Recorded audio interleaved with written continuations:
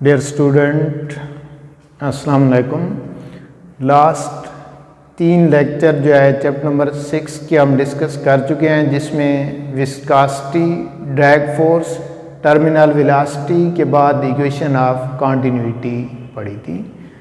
और आज का लेक्चर नंबर 4 जो है बर्नौली इक्वेशंस। इस चैप्टर के अंदर 2 ही most important topic, equation of continuity और बर्नौली इक्वेशंस। लास्ट लेक्चर में हम इक्वेशन ऑफ कंटिन्यूटी डिस्कस कर चुके हैं, जो कि डिपेंड करती थी law of conservation of mass के ऊपर।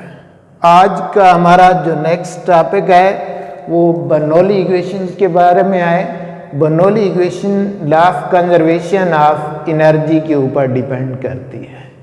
ये भी आइडियल फ्लूइड के बारे में पेश की गई।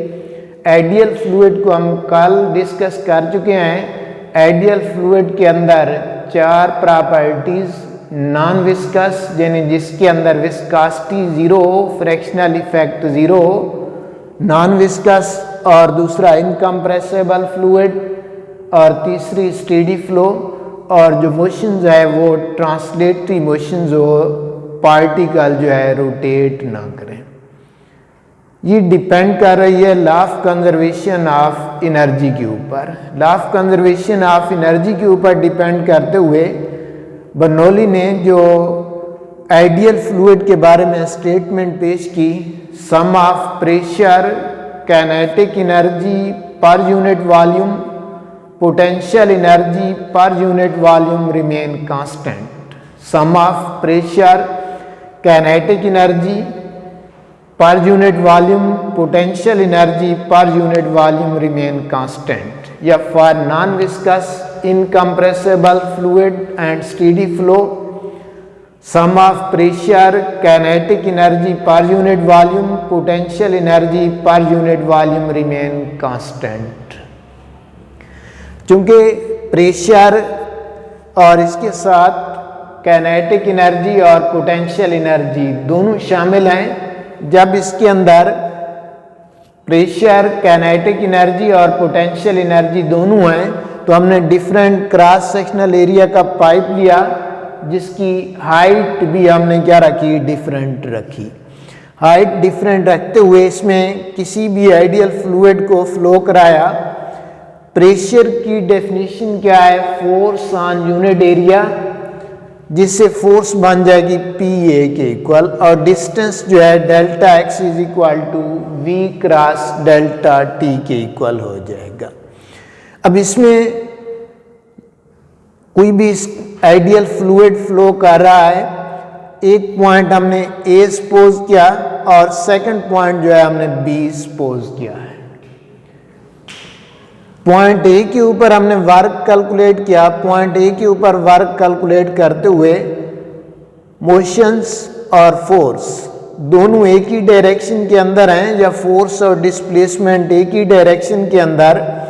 अपर पॉइंट या पॉइंट A के ऊपर जो वर्क कैलकुलेट किया, F1 delta x1 cos 0, cos 0 की वैल्यू 1 होती है, तो इसका रिजल्ट आया F1 डेल्टा x1। यहाँ पर F1 की कीमत पुट की PA और P1 A1, और डेल्टा x की कीमत पुट की V1 cross delta T। Work at lower point, जब यहाँ पर फ्लूइड जाकर कोलाइड होता है, कोलाइड होते हुए अपनी डायरेक्शन चेंज करता है, डायरेक्शन चेंज करते हुए अब फोर्स और डिस्प्लेसमेंट अपोजिट डायरेक्शन में हो जाते हैं। अपोजिट डायरेक्शन में होने की वजह से एंगल cos 180, cos 180 की वैल्यू -1 के इक्वल होती है, तो वर्क जो है -P2 A2 V2 cross delta T। अपर और लोअर पॉइंट दोनों के ऊपर हमने वर्क फाइंड कर लिया, तो टोटल वर्क हमारे पास delta W1 plus delta W2। Delta W1 यहाँ से वैल्यू पुट की P1 A1 V1 cross delta T, और डेल्टा W2 की वैल्यू यहाँ से पुट की -P2 A2 V2 cross delta T. Equation of continuity कल हम पढ़ चुके थे, उसका रिजल्ट था product of speed and cross sectional area remain constant. This constant is equal to flow rate A1 V1 is equal to A2 V2 is equal to volume over time. इस time को इधर multiplied कर दिया, A1 V1 cross T A2 V2 cross T is equal to volume. तो इस equations के अंदर A1 V1 cross T यहाँ पर वॉल्यूम पुट किया, A2 V2 cross delta T की जगह पर भी वॉल्यूम पुट किया। इन दोनों जगह के ऊपर वॉल्यूम पुट करते हुए P1 volume minus P2 volume, volume को कॉमन दिया P1 minus P2 into volume, और ये वर्क कन्वर्ट होता है क्योंकि फ्लूइड फ्लो कर रहा है, फ्लो करते हुए काइनेटिक एनर्जी और डिफरेंट हाइट के ऊपर मौजूद है पोटेंशियल एनर्जी के अंदर भी कन्वर्ट होगा। Change in kinetic energy half mv2 square minus half mv1 square, और change in potential energy mgh2 minus mgh1, और ये टोटल वर्क किसके इक्वल होगा, change in kinetic plus change in potential. अब total work P1 minus P2 into volume और 1/2 mv2 square minus 1/2 mv1 square plus mgh2 minus mgh1। Volume mass over density, यहाँ पर volume की जगह पर मास over density put किया और इस पूरी साइड से m को कॉमन ले लिया। m को कॉमन लेते हुए half v2 square minus half v1 square plus gh2 minus gh1, m से m कैंसल, डेंसिटी को दूसरी साइड के ऊपर मल्टीप्लाइड किया, 1/2 रो v2 स्क्वायर माइनस 1/2 रो v1 स्क्वायर प्लस रो gh2 माइनस रो gh1। ये नेगेटिव P2 को दूसरी साइड के ऊपर ले गए, हाफ v1 स्क्वायर को दूसरी साइड और माइनस gh1 को भी दूसरी साइड के ऊपर, अपोजिट साइड के ऊपर ले जाते हुए साइन प्लस हो गए। तो अब ये हमारे पास प्रेशर, ये kinetic energy per unit volume और ये potential energy per unit volume जो है कांस्टेंट रह रही है। क्योंकि हम तो फार्मूला पढ़ते हैं प्रेशर और काइनेटिक एनर्जी का 1/2 mv स्क्वायर, इसमें हम कह रहे हैं क्योंकि ये जो है kinetic energy per unit volume है, इस रो की जगह पर अगर पुट कर दिया जाए 1/2 v रो v स्क्वायर, रो की जगह पर m ओवर वॉल्यूम, और ऐसे ही यहाँ पर रो gh की जगह पर mgh ओवर वॉल्यूम, ये क्या रह रहा है, कांस्टेंट रह रहा है।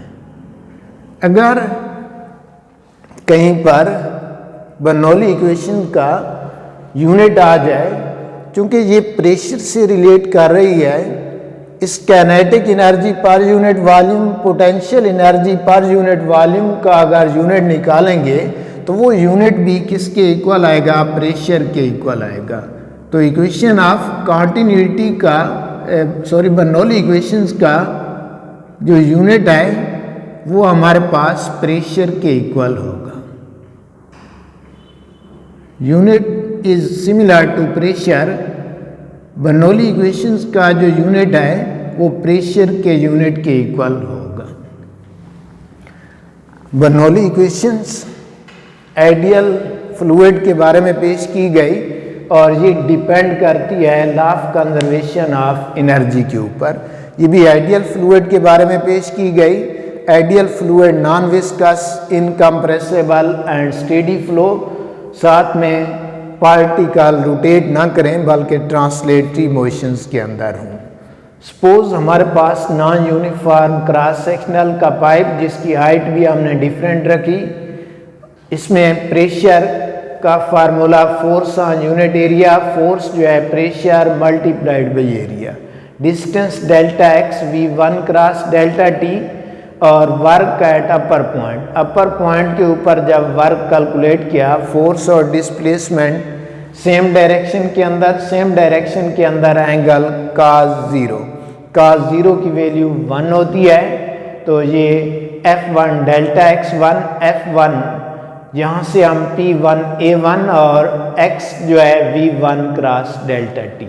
वर्क एट लोअर पॉइंट, यहाँ पर फोर्स और डिस्प्लेसमेंट अपोजिट डायरेक्शन, चूँकि कोलाइड होगा, कोलाइड होते हुए अपनी डायरेक्शन चेंज करेगा। तो cos 180 की वैल्यू जो है वो किसके इक्वल होती है, -1 के इक्वल। तो ये -P2A2 V2 cross delta T, total work delta W1 plus delta W2, यहाँ पर डेल्टा W1 की कीमत P1 A1 V1 cross delta T -P2 A2 V2 cross delta T. A1 V1 is equal to A2 V2 is equal to volume over time, time को इधर multiplied कर दिया। तो ये A1 V1 cross T is equal to A2 V2 cross T is equal to volume, जहाँ पर volume put किया। ये work P1 minus volume minus P2 into volume, volume common ले लिया। ये वर्क काइनेटिक एनर्जी और पोटेंशियल एनर्जी में convert होगा। Change in kinetic energy 1/2 m v2 square minus 1/2 m v1 square. Change in potential energy mgh2 minus mgh1। तो ये work change in kinetic plus change in potential, यहाँ पर work की कीमत और यहाँ पर चेंज इन काइनेटिक, यहाँ पर चेंज इन पोटेंशियल की value, volume mass over density, और यहाँ से मास कॉमन ले लिया, m से m कैंसल, डेंसिटी को दूसरी साइड के ऊपर मल्टीप्लाइड। अब नेगेटिव अपोजिट डायरेक्शन में ले जाएं तो ये प्लस हो जाएंगे।